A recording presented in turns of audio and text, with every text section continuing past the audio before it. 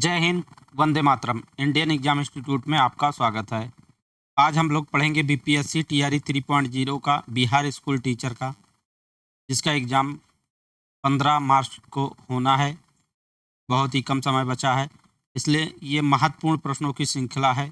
ऐसे महत्वपूर्ण प्रश्न जो बीपीएससी द्वारा पूछे जा चुके हैं, संभव है कि इन्हीं में से प्रश्न पूछे जाएंगे। तो ये सीरीज चल रही है बीपीएससी की। प्लेलिस्ट से भी बन गई है, तो प्लेलिस्ट में जो भी वीडियो अपलोड हैं वो अवश्य देख लीजिएगा। ये एक ही सीरीज है। तो शुरू करते हैं हम लोग। पहला प्रश्न देखते हैं।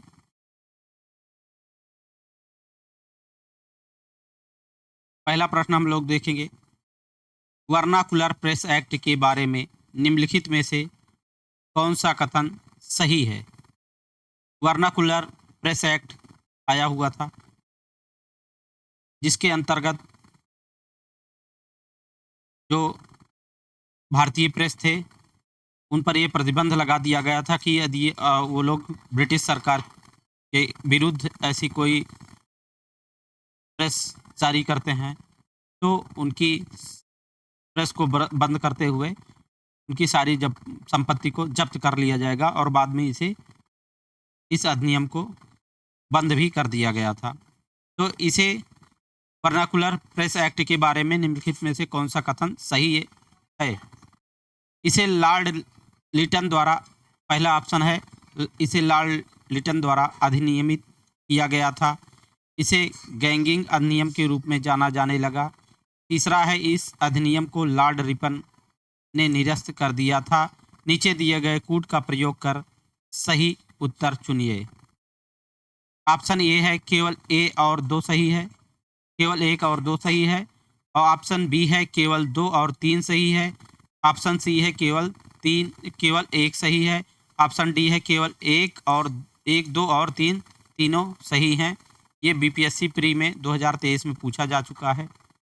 वर्नाकुलर प्रेस एक्ट 1778 ईस्वी में, वर्नाकुलर प्रेस एक्ट 1778 ईस्वी में लॉर्ड लिटन द्वारा अधिनियमित किया गया था। इसे गैंगिंग अधिनियम के रूप में जाना जाता है क्योंकि यह सरकार अंग्रेजी और अन्य भाषाओं के अखबारों के बीच भेदभाव करता था। इस अधिनियम को लॉर्ड रिपन ने वर्ष 1882 में रद्द कर दिया। इस कानून का लक्ष्य स्थानीय प्रेस को नियंत्रित और विनियमित तथा गैर सरकारी समाचार पत्रों को नियंत्रित करना था। तो इसमें देखिए तीनों ऑप्शन सही हैं। वर्नाकुलर प्रेस एक्ट को लॉर्ड लिटन द्वारा अधिनियमित किया गया था, ये भी सही है। और इसे गैंगिंग अधिनियम के रूप में जाना जाने लगा, ये भी सही है। और इस अधिनियम को लॉर्ड रिपन ने निरस्त कर दिया था। 1878 में ये प्रेस जारी हुआ था और इसे 1882 में लॉर्ड रिपन ने 1882 में इसे रद्द कर दिया गया था। तो इसका ऑप्शन डी सही होगा। 1, 2 और 3 तीनों सही हैं। अगला प्रश्न देखते हैं हम लोग। Biography of Kunwar Singh and Amar Singh के लेखक कौन थे। ऑप्शन दिया हुआ है M.N. राय। अगला ऑप्शन है काली किंकर दत्त। सी ऑप्शन है जवाहरलाल नेहरू। डी है उपर्युक्त में से एक से अधिक, और ई है उपर्युक्त में से कोई नहीं। ये भी बीपीएससी स्कूल टीचर 2023 में पूछा जा चुका है यह प्रश्न, इसलिए बहुत इंपॉर्टेंट है। ये सारे प्रश्न इंपॉर्टेंट है। तो biography of Kunwar Singh and Amar Singh के लेखक काली किंकर दत्त हैं। इसका प्रकाशन 1957 में KP Jaiswal research institute Patna द्वारा किया गया था। कुंवर सिंह जगदीशपुर के परमार राजपूतों के परिवार से थे, जो वर्तमान में बिहार के भोजपुर जिले का हिस्सा है। वीर कुंवर सिंह तथा उनके भाई अमर सिंह ने वर्ष 1857 के विद्रोह का नेतृत्व किया था। तो इसमें ऑप्शन बी सही है, Kali Kinkar Datta. Biography of Kunwar Singh and Amar Singh के लेखक काली किंकर दत्त हैं। अगला प्रश्न देखते हैं हम लोग। इनमें से कौन न्यू इंडिया समाचार पत्र से संबंधित थे या थी। कौन इनमें से न्यू इंडिया समाचार पत्र से संबंधित थे या थी। ऑप्शन ए है Mahatma Gandhi, B Annie Besant, C Surendranath Banerjee, D उपर्युक्त में से एक से अधिक, ई उपर्युक्त में से कोई नहीं। ये भी बीपीएससी स्कूल टीचर 2023 में पूछा जा चुका है। तो न्यू इंडिया समाचार पत्र एनी बेसेंट द्वारा प्रकाशित दैनिक समाचार पत्र था। इसे न्यू इंडिया समाचार पत्र को एनी बेसेंट द्वारा प्रकाशित किया गया था। यह दैनिक समाचार पत्र था और इसकी स्थापना होम रूल लीग एवं भारतीय स्वतंत्रता संग्राम से संबंधित समाचार फैलाने, इसकी स्थापना जो किया गया था न्यू इंडिया की एनी बेसेंट ने जो किया था, इसकी स्थापना होम रूल लीग एवं भारतीय स्वतंत्रता संग्राम से संबंधित समाचार को फैलाने तथा संबंधित मुद्दों को उजागर करने के लिए किया गया था। ध्यातव्य है कि कॉमनवेल्थ पत्रिका का संपादन वर्ष 1916 में मद्रास में all India home rule league की स्थापना एनी बेसेंट के द्वारा की गई थी। ऑल इंडिया होम रूल 1916 में मद्रास में इसकी भी स्थापना श्रीमती एनी बेसेंट ने किया था और कॉमनवेल्थ पत्रिका का संपादन भी एनी बेसेंट ने किया था। तो इसका ऑप्शन बी सही है। ऑप्शन बी सही है इसका।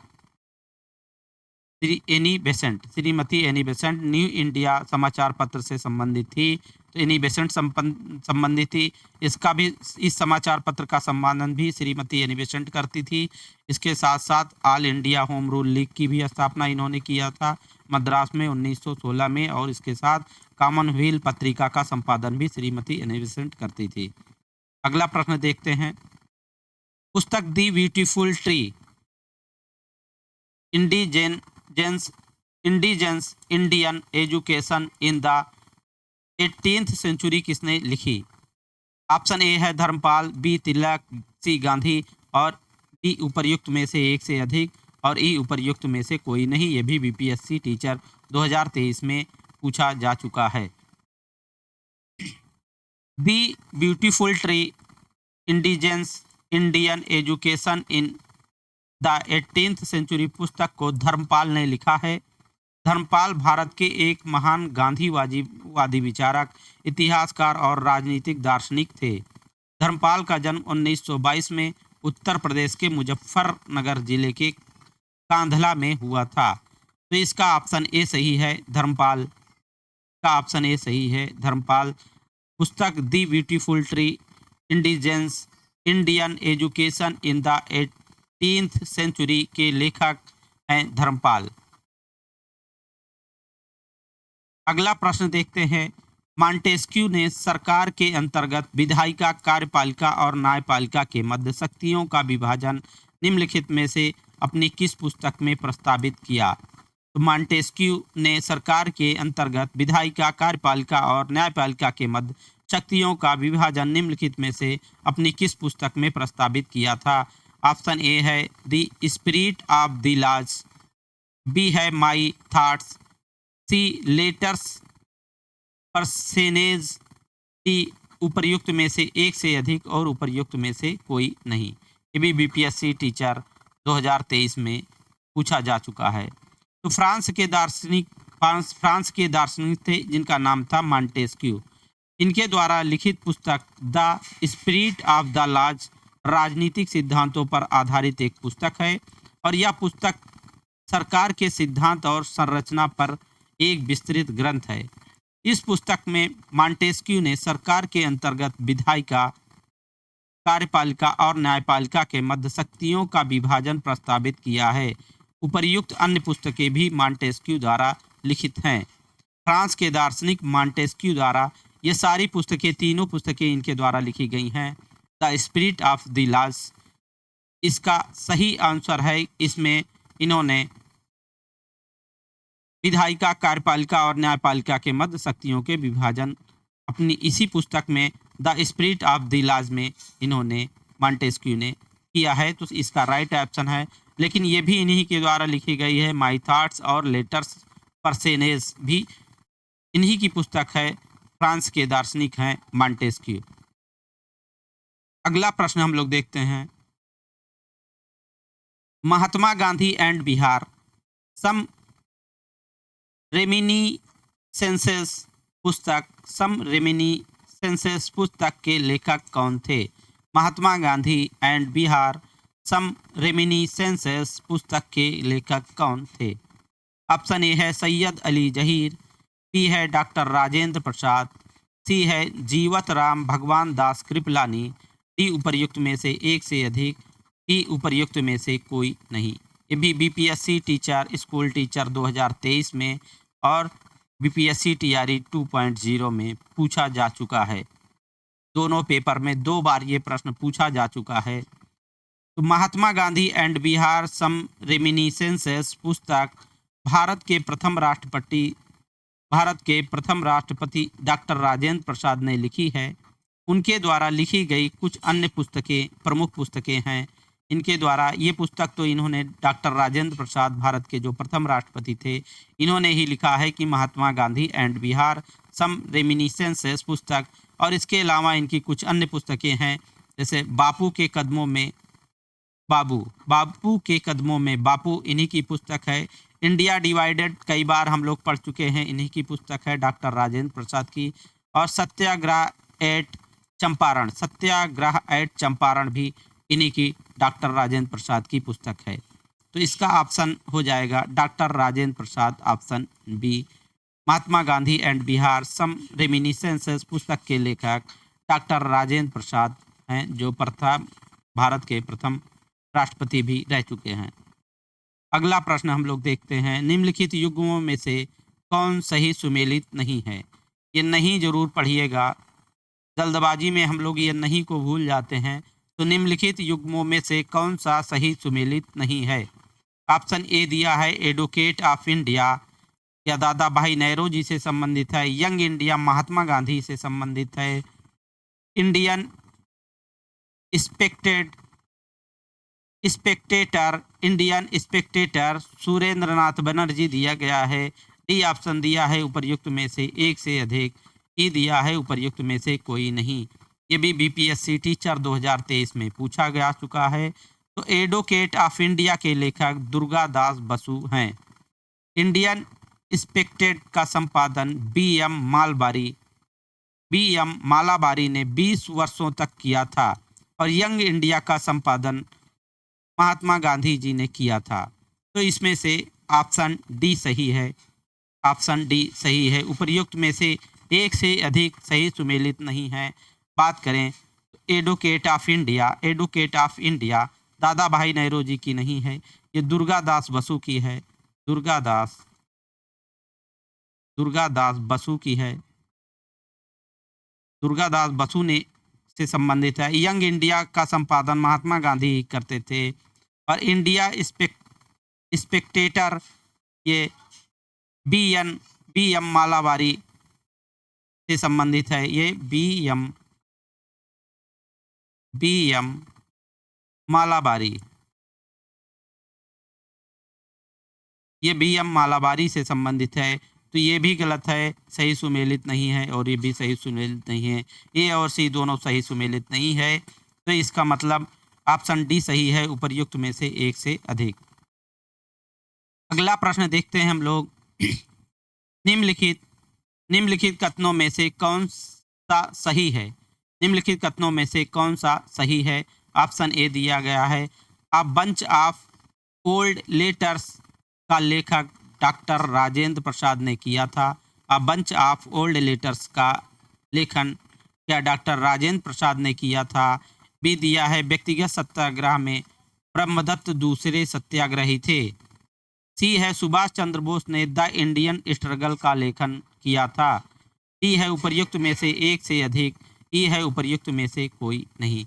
ये भी बीपीएससी स्कूल टीचर 2023 में पूछा जा चुका है।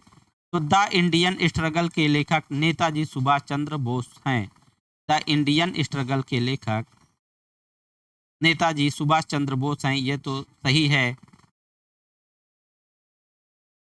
इसमें सन 1920 से 1942 तक के इतिहास का उल्लेख किया गया है।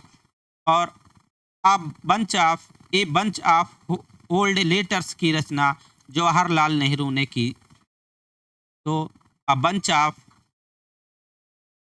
ऑफ ओल्ड लेटर्स का लेखक जवाहरलाल नेहरू हैं। यहाँ पे डॉक्टर राजेंद्र प्रसाद नहीं हैं, जवाहरलाल नेहरू हैं। तो ये गलत है। यहाँ पे पूछ रहा है कौन सा सही है, तो ये तीसरा ऑप्शन सही है। इसके बाद बात करें व्यक्तिगत सत्याग्रह में दूसरे सत्याग्रही जवाहरलाल नेहरू थे, जबकि प्रथम सत्याग्रही विनोबा भावे थे। प्रथम सत्याग्रही विनोबा भावे थे और दूसरे सत्याग्रही की बात इसमें कह रहा है। व्यक्तिगत सत्याग्रह में ब्रह्मदत्त दूसरे सत्याग्रही नहीं थे, तो जवाहरलाल नेहरू थे दूसरे सत्याग्रही, जवाहरलाल नेहरू। और पहले सत्याग्रही थे विनोबा भावे। तो इसमें ऑप्शन सी राइट आंसर है। सुभाष चंद्र बोस ने द इंडियन स्ट्रगल का लेखन किया था। अगला प्रश्न देखते हैं, आर्य समाज की स्थापना किसने की थी? आर्य समाज की स्थापना किसने की थी? ऑप्शन ए है स्वामी विवेकानंद, ऑप्शन बी है स्वामी दयानंद सरस्वती, ऑप्शन सी है अरविंद घोष, डी दिया है उपर्युक्त में से एक से अधिक, ई उपर्युक्त में से कोई नहीं। तो सन 1872 ईस्वी में स्वामी दयानंद सरस्वती ने बम्बई में आर्य समाज की स्थापना की, जिसका मुख्य उद्देश्य प्राचीन वैदिक धर्म की शुद्ध रूप से पुनः स्थापना करना था। सन 1877 में लाहौर में आर्य समाज का मुख्यालय स्थापित किया गया। आर्य समाज की स्थापना स्वामी दयानंद सरस्वती ने किया था। स्वामी दयानंद सरस्वती ने और कब किया था? 1875 ईस्वी में। 1875 ईस्वी में स्वामी दयानंद ने, और कहाँ किया था? बम्बई में किया था, बम्बई में किया था। और इसका मुख्यालय 1877 ईस्वी में, 1877 ईस्वी में लाहौर मुख्यालय इसका स्थापित किया गया था। लाहौर मुख्यालय स्थापित किया गया था आर्य समाज का। तो आर्य समाज की स्थापना किसने की थी? स्वामी दयानंद सरस्वती ने की थी। और कब किया था? 1875 ईस्वी में किया था। और कहाँ किया था? बम्बई में। और इसका आर्य समाज का मुख्यालय 1877 में लाहौर में स्थापित किया गया था। अगला प्रश्न हम लोग देखते हैं, भारत में सेल्फ रिस्पेक्ट मूवमेंट किसने प्रारंभ किया? भारत में सेल्फ रिस्पेक्ट मूवमेंट किसने प्रारंभ किया? ऑप्शन ए है Jyotiba Phule, option B Swami Narayan Swami, option C B R Ambedkar, option D उपर्युक्त में से एक से अधिक, ऑप्शन ई उपर्युक्त में से कोई नहीं। TRE 2.0 में पूछा जा चुका है। तो सन 1925 ईस्वी में रामास्वामी नायर द्वारा तमिलनाडु में आत्मसम्मान समारोह आंदोलन, आत्मसम्मान आंदोलन अर्थात इसको इंग्लिश में कहेंगे सेल्फ रिस्पेक्ट मूवमेंट अर्थात आत्मसम्मान आंदोलन, 1925 में रामास्वामी नायकर द्वारा तमिलनाडु में का शुरुआत किया गया था। तमिलनाडु में इसका शुरुआत किया गया था सेल्फ रिस्पेक्ट मूवमेंट अर्थात आत्मसम्मान आंदोलन 1925 ईस्वी में रामास्वामी नायकर द्वारा। और इस आंदोलन का मुख्य उद्देश्य ब्राह्मणवादी आधिपत्य को तोड़ने, समाज में पिछड़े वर्गों एवं महिलाओं के समान अधिकार के लिए आवाज़ उठाना था। और सन 1873 में ज्योतिबा फुले ने सत्य शोधक समाज की स्थापना की थी। ये भी इम्पोर्टेंट है, प्रश्न में ही प्रश्न बनते जा रहे हैं। तो 1873 ईस्वी में ज्योतिबा फुले ने सत्य शोधक समाज की स्थापना की थी। ये भी एक प्रश्न बन गया है। सत्य शोधक समाज की स्थापना किसने किया था? तो ज्योतिबा फुले ने किया था। और कब किया था? तो 1873 ईस्वी में किया था। तो इसका रामास्वामी नायकर ने तमिलनाडु में सेल्फ रिस्पेक्ट मूवमेंट का स्थापना किया था। तो इसमें से इनमें से कोई नहीं, ऑप्शन ई सही होगा। इनमें से कोई नहीं, उपर्युक्त में से कोई नहीं। देखिए इसका रामास्वामी नायकर, रामास्वामी नायकर रामास्वामी नायकर ने तमिलनाडु में इसकी शुरुआत किया था। अगला प्रश्न देखते हैं हम लोग, इंडिया फॉर इंडियंस प्रसिद्ध नारा किसने दिया था? अर्थात भारत भारतीयों का है। यह नारा किसने दिया था कि इंडिया फॉर इंडियंस प्रसिद्ध नारा, यह एक प्रसिद्ध नारा है। तो यह प्रसिद्ध नारा किसने दिया था कि इंडियन फॉर इंडियंस? ऑप्शन दिया गया है राजा राम मोहन राय, बी है स्वामी दयानंद सरस्वती, डी है स्वामी विवेकानंद, डी है उपर्युक्त में से एक से अधिक, ई है उपर्युक्त में से कोई नहीं। बीपीएससी टीआरई 2.0 में पूछा जा चुका है। तो इंडिया फॉर इंडियंस का प्रसिद्ध नारा स्वामी दयानंद सरस्वती ने दिया था। दयानंद सरस्वती ने सन 1875 में बम्बई में आर्य समाज की स्थापना की थी और स्वदेशी व हिंदी का समर्थन करने वाला आर्य समाज प्रथम संगठन था। इन्होंने ही स्वामी दयानंद सरस्वती ने किया था। तो इसका ऑप्शन बी सही हो जाएगा। ऑप्शन बी सही हो जाएगा। स्वामी दयानंद सरस्वती ने इंडिया फॉर इंडियंस अर्थात भारतीयों का भारत भारत भारतीयों का है, यह नारा स्वामी दयानंद सरस्वती ने दिया था। इंग्लिश में इसी को कहते हैं इंडिया फॉर इंडियंस का नारा दिया था स्वामी दयानंद सरस्वती ने। और 1875 में बम्बई में ही स्वामी दयानंद सरस्वती ने आर्य समाज की स्थापना भी किया था। अगला प्रश्न हम लोग देखते हैं, निम्नलिखित में से कौन सा कथन सही है? ए है राजा राम मोहन राय नवीन शिक्षा के अग्रणी थे, बी है स्वामी दयानंद सरस्वती ने भारत भारतीयों के लिए का नारा दिया, ये अभी जो यही है इंडियंस इंडिया फॉर इंडियंस, इसी को कहते हैं हिंदी में भारत भारतीयों के लिए का नारा स्वामी दयानंद सरस्वती ने ही दिया था, हम लोग देख चुके हैं। सी ऑप्शन दिया है विवेकानंद ने विश्व धर्म संसद में भाग लिया, डी दिया है उपर्युक्त में से एक से अधिक, ई उपर्युक्त में से कोई नहीं। टीआरई 2.0 में पूछा जा चुका है। तो इसमें राजा राम मोहन राय को भारत में नव जागरण का अग्रदूत माना जाता है और ये नवीन शिक्षा के अग्रदूत रहे हैं। इसके लिए डेविड हेयर के सहयोग से हिंदू कॉलेज 1817 में कलकत्ता में एवं वेदांत कॉलेज 1925 कलकत्ता की स्थापना किया था। स्वामी दयानंद सरस्वती ने आर्य समाज 1875 ईस्वी की स्थापना की। स्वदेशी व हिंदी का समर्थन करने वाला यह प्रथम संगठन था। इसका मानना था कि भारत भारतीयों के लिए है। स्वामी विवेकानंद ने रामकृष्ण मिशन की स्थापना 1897 ईस्वी में कलकत्ता बारानगर में की थी। ये भी एक प्रश्न है, रामकृष्ण मिशन की स्थापना किसने किया था? तो स्वामी विवेकानंद ने रामकृष्ण मिशन की स्थापना किया था। और कब किया था? 1897 में। और कहाँ किया था? कलकत्ता के बारानगर में किया था। और इन्होंने 1893 ईस्वी में अमेरिका के शिकागो शहर में आयोजित विश्व धर्म सम्मेलन में 1893 में अमेरिका के शिकागो शहर में आयोजित विश्व धर्म सम्मेलन में भारत का नेतृत्व किया था। किसने? स्वामी विवेकानंद ने। और इस सम्मेलन में उन्होंने भौतिकवाद व अध्यात्मवाद के मध्य संतुलन स्थापित करने पर बल दिया था। इसमें ऑप्शन जो सही होगा, ऑप्शन डी सही होगा, उपर्युक्त में से एक से अधिक। इसमें देखते हैं हम लोग, प्रश्न फिर से पढ़ लेते हैं, निम्नलिखित में से कौन सा कथन सही है? तो राजा राम मोहन राय नवीन शिक्षा के अग्रणी थे, हाँ सही है। स्वामी दयानंद सरस्वती ने भारत भारतीयों के लिए का नारा दिया था, सही है। विवेकानंद ने विश्व धर्म संसद में भाग लिया था, हाँ शिकागो में, अमेरिका के शिकागो में विश्व धर्म संसद में इन्होंने भाग लिया था 1893 ईस्वी में। तो ये तीनों सही है, तो ऑप्शन डी सही हो जाएगा, उपर्युक्त में से एक से अधिक।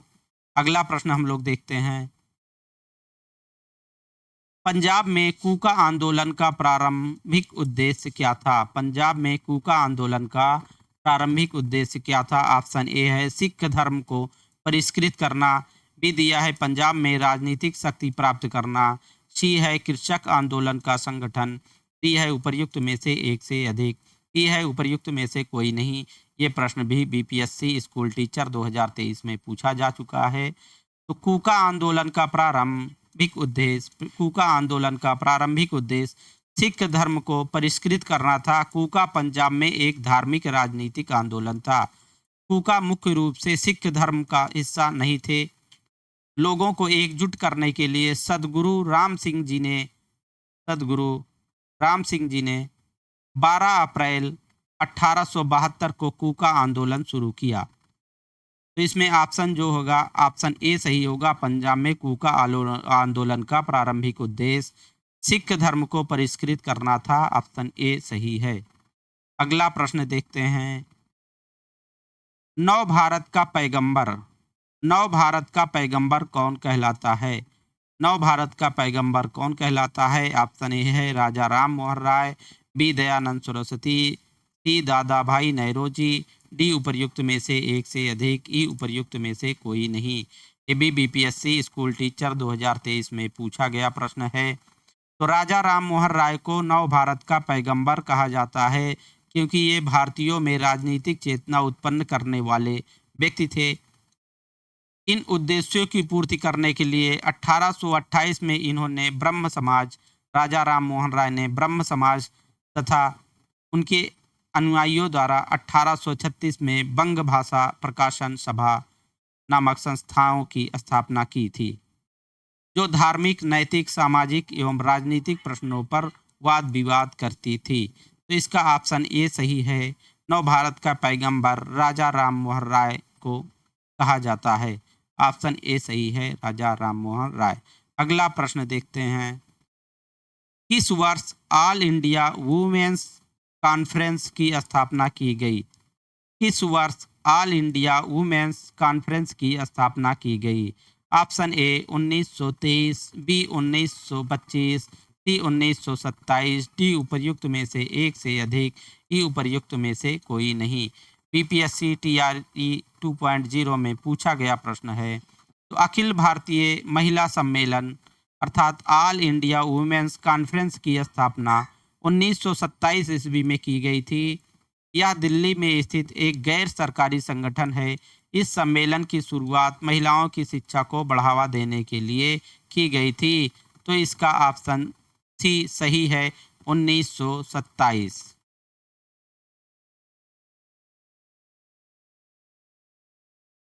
अखिल भारतीय महिला सम्मेलन अर्थात ऑल इंडिया वुमेन्स कॉन्फ्रेंस की स्थापना 1927 ईस्वी में की गई थी।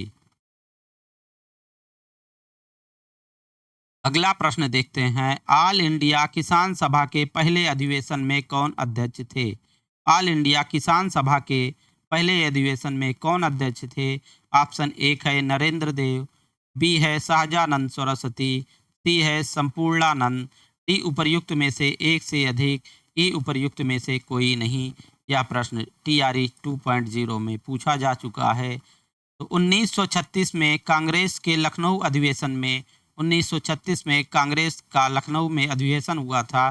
तो उस अधिवेशन में अखिल भारतीय किसान सभा ऑल इंडियंस किसान सभा का गठन किया गया, जिसके पहले अध्यक्ष शाहजानंद सरस्वती थे।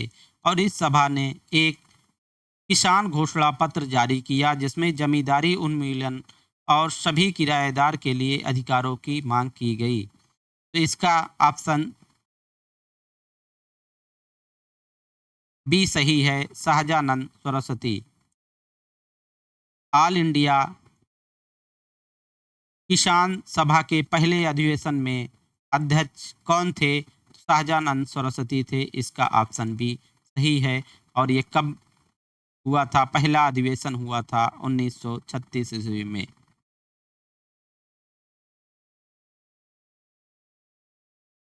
चंपारण आंदोलन, अगला प्रश्न है। चंपारण आंदोलन के जन आंदोलन की प्रतिक्रिया में ब्रिटिश सरकार ने इस मुद्दे के समाधान के लिए कौन सा कदम उठाया?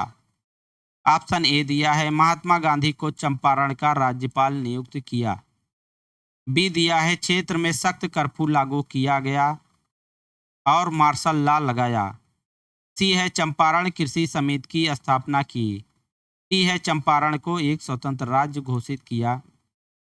बीपीएससी प्री में पूछा गया प्रश्न है। तो चंपारण आंदोलन के जन आंदोलन की प्रतिक्रिया में ब्रिटिश सरकार ने इस मुद्दे के समाधान के लिए चंपारण कृषि जांच समिति की स्थापना की थी। चंपारण कृषि जांच समिति के अध्यक्ष एफ.जी. सलाई थे। इसके अध्यक्ष थे, इस चंपारण कृषि जांच समिति के अध्यक्ष थे एफ.जी. सलाई। और इसके सदस्य थे CJ. Read, Mahatma Gandhi, LC. अदामी, राजा हरिहर प्रसाद, अनुग्रह नारायण सिंह और जी. रैनी, जबकि एम.ई.एल. टन्नर सचिव थे। और बाद में राजा हरिहर प्रसाद के खराब स्वास्थ्य के कारण उनके स्थान पे महाराजा कृत्यानंद सिंह को सदस्य बनाया गया। तो इसका ऑप्शन सी सही है। ऑप्शन सी सही है, चंपारण कृषि समिति की स्थापना की गई। तो चंपारण आंदोलन के जन आंदोलन की प्रतिक्रिया में ब्रिटिश सरकार ने इस मुद्दे के समाधान के लिए कौन सा कदम उठाया था? तो इसमें चंपारण कृषि समिति की स्थापना की थी। ऑप्शन सी सही है। और चंपारण किस लिए होता? नील कृषकों की के आंदोलन था। ये नील कृषकों का आंदोलन था जमींदारों के विरुद्ध। इसमें महात्मा गांधी को भी बुलाया गया था। अगला ऑप्शन देखते हैं हम लोग। अगला प्रश्न देखते हैं, निम्नलिखित में से किस आंदोलन में महात्मा गांधी ने भूख हड़ताल को हथियार के रूप में सर्वप्रथम प्रयोग किया था? ऑप्शन दिया गया है असहयोग आंदोलन, बरदौली सत्याग्रह, सी दिया गया है अहमदाबाद हड़ताल और डी है रॉलेट सत्याग्रह। बीपीएससी प्री में पूछा जा चुका है यह प्रश्न। तो अहमदाबाद हड़ताल 15 मार्च 1918 आंदोलन के दौरान महात्मा गांधी ने भूख हड़ताल को हथियार के रूप में सर्वप्रथम प्रयोग किया था। इस भूख हड़ताल का प्रमुख कारण मिल मालिकों एवं मजदूरों के बीच प्लेग बोनस विवाद था। उस समय प्लेग फैल गया था, जिससे मजदूर लोग नौकरी छोड़ रहे थे। तो मिल मालिक ने बोनस का ऐलान किया था, बोनस दे रहे थे। और वर्ष 1917 में अहमदाबाद में प्लेग फैल जाने के कारण मिल मजदूरों ने पलायन करना शुरू कर दिया, जिसे रोकने के लिए मिल मालिकों द्वारा मजदूरों को प्रतिमाह प्लेग बोनस देना शुरू किया गया। और इस बीमारी अर्थात प्लेग बीमारी के प्रकोप में कमी आ जाने पर मिल मालिकों द्वारा दिए गए इस बोनस को बंद कर दिया गया था, जिसके बाद यहाँ हड़ताल किया गया था, जिसे अहमदाबाद हड़ताल कहा जाता है। और ये 15 मार्च 1948 को, इसके दौरान ही महात्मा गांधी ने भूख हड़ताल को हथियार के रूप में प्रयोग किया गया था। तो इसका ऑप्शन सी सही है। निम्नलिखित में से किस आंदोलन में महात्मा गांधी ने भूख हड़ताल को हथियार के रूप में सर्वप्रथम प्रयोग किया था? तो अहमदाबाद हड़ताल में, अहमदाबाद हड़ताल इसका सही ऑप्शन है। अगला प्रश्न देखते हैं हम लोग। बंकिम चंद्र चट्टोपाध्याय के आनंद मठ इनका उपन्यास है। बंकिम चंद्र चट्टोपाध्याय का उपन्यास है। आनंद मठ में किस विद्रोह का उल्लेख है? ऑप्शन ए है सन्यासी, बी है संथाल, सी नील और उपर्युक्त में से एक से अधिक, ई है उपर्युक्त में से कोई नहीं।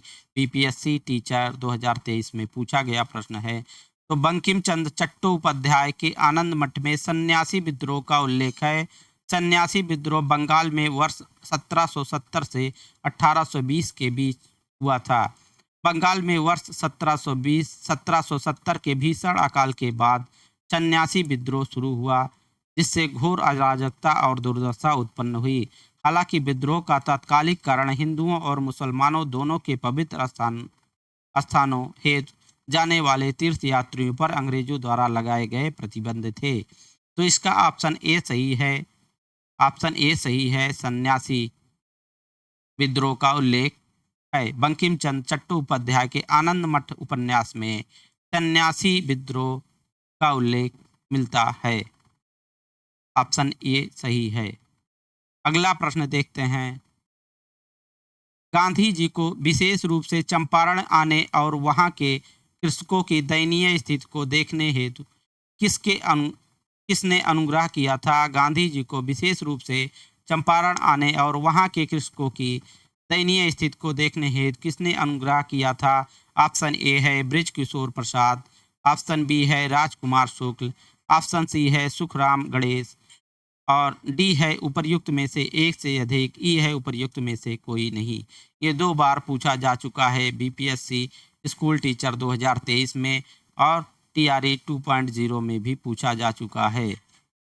तो इसका गांधी जी को विशेष रूप से चंपारण आने और वहां के कृषकों की दयनीय स्थिति को देखने हेतु राजकुमार शुक्ल ने अनुग्रह किया था। चंपारण बिहार में एक जिला है और वर्ष 1914 से 16 में इस क्षेत्र के किसानों ने कठोर ब्रिटिश अत्याचारों के खिलाफ आंदोलन किया था। तो इसका ऑप्शन बी सही है, राजकुमार शुक्ल ने।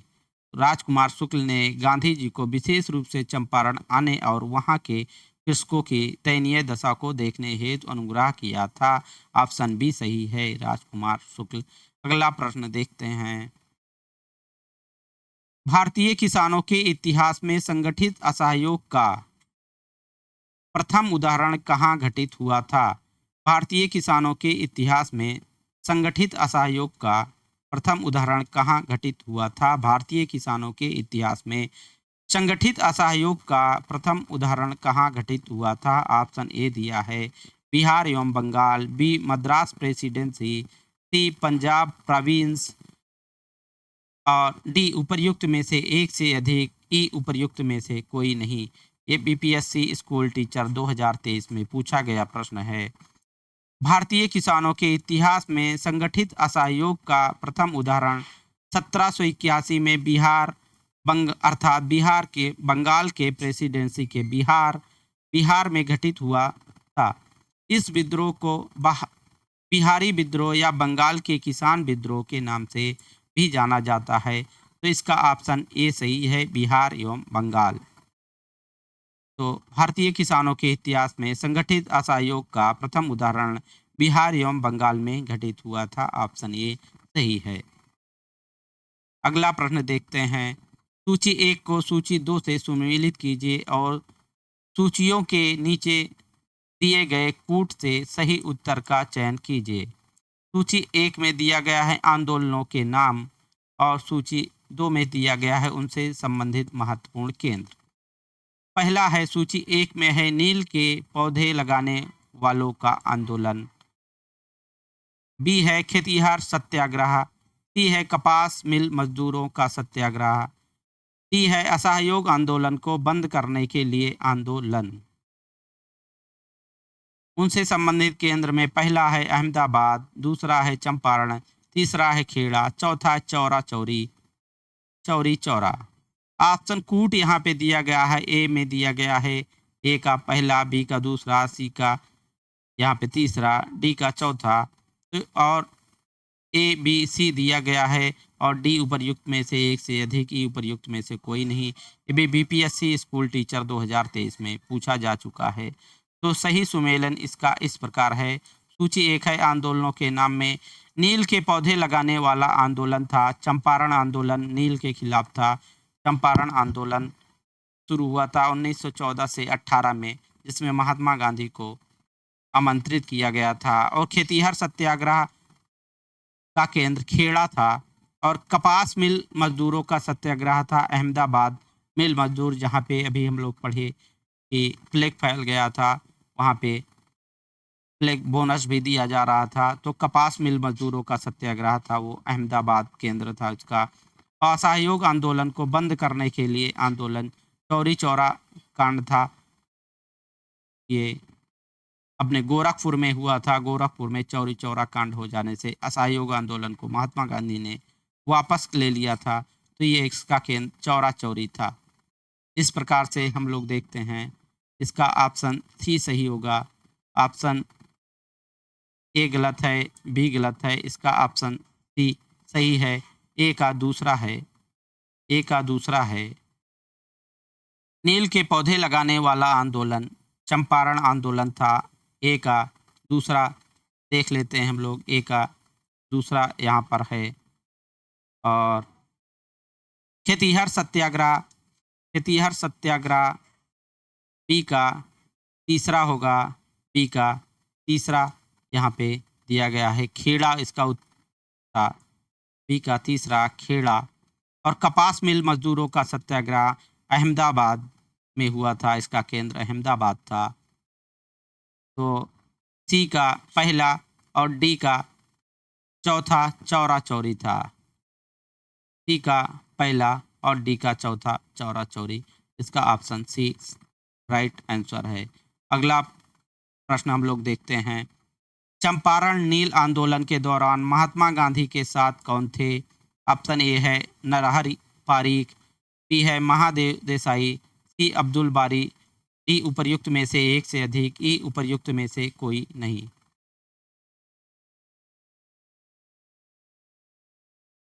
चंपारण भारत के बिहार राज्य का एक जिला है जहां नील की खेती बड़े पैमाने पर होती थी। किसानों को अपनी भूमि के 3/20वें हिस्से पर नील उगाने के लिए मजबूर किया गया। किसानों की इन शिकायतों की जांच करने के लिए गांधी जी वर्ष 1917 में चंपारण पहुंचे तथा एक अहिंसक प्रतिरोध रूपी आंदोलन शुरू किया, जिसे चंपारण सत्याग्रह भी कहा जाता है। इस सत्याग्रह में महात्मा गांधी के साथ राजेंद्र प्रसाद, ब्रिज किशोर, महादेव देसाई, जेबी कृपलानी, नरहरि पारिक, मजहर उल हक आदि थे। तो इसका ऑप्शन डी सही है। ऑप्शन डी उपर्युक्त में से एक से अधिक, क्योंकि नरहर पारिक भी थे, महादेव देसाई भी थे। तो इसका ऑप्शन डी सही है। चंपारण आंदोलन के दौरान महात्मा गांधी के साथ नरहर पारिक भी थे और महादेव देसाई भी थे। तो इसका ऑप्शन डी सही होगा, उपर्युक्त में से एक से अधिक। अगला प्रश्न देखते हैं हम लोग। निम्नलिखित आंदोलनों में से किसका सरदार वल्लभ भाई पटेल द्वारा नेतृत्व किया गया था और वह सफल रहा? ऑप्शन ए दिया गया है खादी खेतिहरों के समर्थन में सत्याग्रह गुजरात, बी है कपास मिलों के कर्मचारियों का सत्याग्रह अहमदाबाद गुजरात, सी है बारदोली सत्याग्रह गुजरात और डी है उपर्युक्त में से एक से अधिक, ई है उपर्युक्त में से कोई नहीं। सरदार वल्लभ भाई पटेल ने 1928 में गुजरात के बारदोली में हुए किसान आंदोलन का नेतृत्व किया था, जहां प्रांतीय सरकार ने किसानों के लगान में 30% की वृद्धि कर दी थी। इस आंदोलन के पश्चात उन्हें सरदार की उपाधि प्रदान की गई। इसके अतिरिक्त 1918 में हुए खेड़ा सत्याग्रह में भी वल्लभ भाई पटेल ने महत्वपूर्ण भूमिका अदा की थी। तो इसका ऑप्शन सी सही है, बारदोली सत्याग्रह गुजरात में इसका नेतृत्व सरदार वल्लभ भाई पटेल ने किया था और बारदोली की महिलाओं द्वारा इनको सरदार वल्लभ भाई पटेल को सरदार की उपाधि दिया गया था। बारदोली सत्याग्रह की महिलाओं ने इन्होंने कहा था कि ये हमारे सरदार हैं। इस प्रकार से बारदोली सत्याग्रह की महिलाओं ने इन्हें सरदार की उपाधि दिया था वल्लभ भाई पटेल जी को। अगला प्रश्न हम लोग देखते हैं।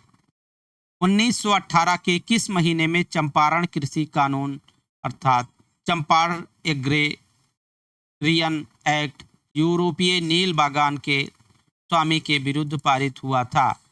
ऑप्शन ए है फरवरी में, बी मई में, सी नवंबर में, डी उपर्युक्त में से एक से अधिक और ई उपर्युक्त में से कोई नहीं।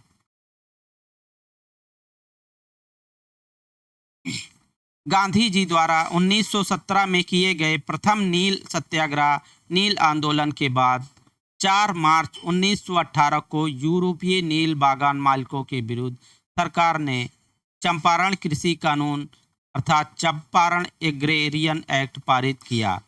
इसी कानून के तहत बिहार, उड़ीसा व बंगाल के कुछ प्रांतों में प्रचलित 3 कठिया पद्धति समाप्त कर दी गई। इसका ऑप्शन ई सही है, उपर्युक्त में से कोई नहीं। उपर्युक्त में से कोई नहीं। 1918 के किस महीने में किया गया था? तो 1918 के मार्च में किया गया था, 4 मार्च को किया गया था। तो इसमें मार्च नहीं दिया गया है, तो उपर्युक्त में से कोई नहीं। अगला प्रश्न हम लोग देखते हैं, 50वां प्रश्न है। अगला प्रश्न है 1917 में चंपारण सत्याग्रह के दौरान भारत में गांधी जी के जीवन पर पहले ज्ञात प्रयास के पीछे कौन था? ऑप्शन ए है डॉक्टर ग्रांट, बी है एच.एस. पोलक, सी है इरविन और डी है उपर्युक्त में से एक से अधिक, ई है उपर्युक्त में से कोई नहीं। बीपीएससी टीचर 2023 में पूछा गया प्रश्न है। तो गांधी जी की लोकप्रियता के कारण चंपारण सत्याग्रह के दौरान उन्हें रोकने के लिए एक ब्रिटिश बागान प्रबंधक जिनका नाम इरविन था ने कार्यवाही करने का निर्णय लिया और उसने गांधी जी को रात्रि भोज का निमंत्रण दिया, जिसे गांधी जी ने सहर्ष स्वीकार किया और इरविन के इस निमंत्रण के पीछे गांधी जी की हत्या का षड्यंत्र रचा गया था, जिसमें रसोइया बतख मियाँ ने गांधी जी की जान बचाई थी। तो इसका ऑप्शन सी है इरविन। ऑप्शन सी है इरविन। तो 1917 में चंपारण सत्याग्रह के दौरान भारत में गांधी जी के जीवन पर पहले ज्ञात प्रयास के पीछे कौन था? तो इरविन थे। इसका ऑप्शन है इरविन। इन्होंने भोज पर आमंत्रित किया था और इनका उद्देश्य था गांधी जी की हत्या करना, और इनकी हत्या को बचाया था उनके रसोइया बतख मियाँ ने। गांधी जी की जान बचाई थी। साथियों, यह वीडियो यहीं तक। मिलते हैं नेक्स्ट वीडियो में। और अभी तक यदि आप लोग चैनल सब्सक्राइब नहीं किए हैं तो सब्सक्राइब कर लीजिएगा। इसके बाद 16 मार्च से हम लोग सीटेट की तैयारी करेंगे। अ, और यदि वीडियो आपको पसंद लगे तो लाइक अवश्य कीजिएगा। मिलते हैं साथियों नेक्स्ट वीडियो में। तब तक के लिए जय हिंद, वंदे मातरम, टेक केयर।